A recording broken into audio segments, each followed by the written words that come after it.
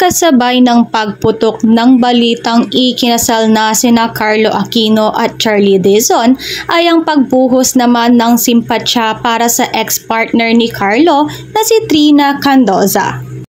Kamakailan nga ay kumalat ang chikang sa June 9 magaganap ang wedding ni na Carlo Aquino at Charlie Dizon.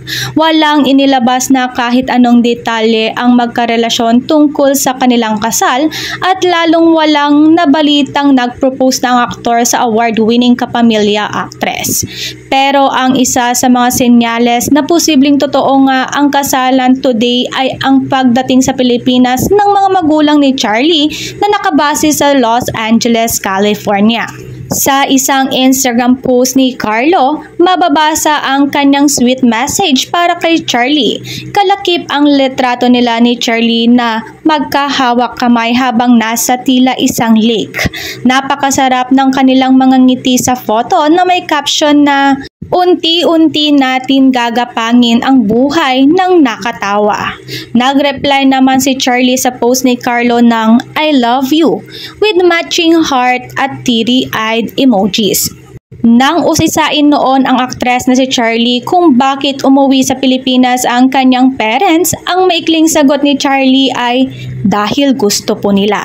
Ilang beses nang na-meet ni Carlo ang mga magulang ni Charlie sa Amerika, kaya posibleng doon naganap ang pamamanghikan at engagement. At ayun na nga, ikinasal na ang celebrity couple na sina Carlo Aquino at Charlie Dizon ngayong araw June 9 sa isang private resort sa Silang, Cavite.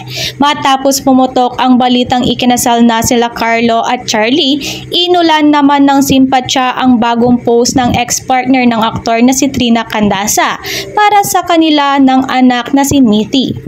Matatanda ang ibinahagi ni Trina sa kanyang post ang ilang insight kung sino talaga ang nagsimula ng breakup nila ni Carlo.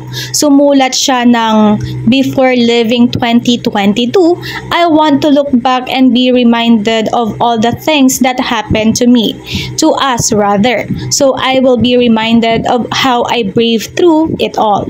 We lost someone whom I thought will be the man who will always keep us safe. Someone who will protect us. But little did I know, he will be the one who is very excited to remove us from his life. Pero sa tuwing may nawawala, may pumapalit." Sila pa lang ni Carlo at Trina ay matatandaang inililink na si Carlo sa kapwa-kapamilya artist na si Charlie Dizon. Matapos mag-post si Charlie ng mga larawan nila na mukhang komportabling magkasama habang kumakain kasama ang mga kaibigan. Nagsimulang magkatrabaho ang dalawa sa ABS-CBN film na Love on a Budget. Ang mga alingaw ng pakikipag-date ay mas pinasigla ng mga larawan ng mag-asawang magkasama sa La Union.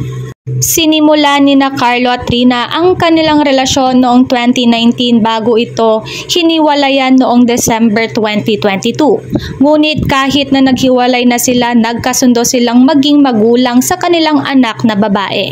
Bagamat hindi kailanman isinapubliko ang dahilan ng kanilang paghihiwalay, lumabas sa una at tanging panayam ni Trina kay OG Diaz na nagsimulang magbago ang mga bagay pagkatapos may panganak ang kanilang anak. Pinabulaanan naman ni Trina ang mga sinasabi ni Carlo tungkol sa hindi niya makasama ang kanilang anak. Ayon nga rin sa ibang netizens ay nalulungkot sila para sa anak nitong si Mitty, ngunit hindi raw dapat malungkot para kay Trina dahil hindi naman siya deserve ni Carlo Aquino at may mas better na darating para sa kanya. Nitong linggo ay ibinahagi ni Trina sa Instagram ang photo ng isang dingding na nilakipan niya ng caption na lotus flower na mayroong caption na sumisimbolo ng purity, rebirth, and strength. Halo-halo ang opinyon ng publiko ukol sa photo lalo at ipinost ito ni Trina sa mismong araw ng kasal ni na Carlo at Charlie Dizon.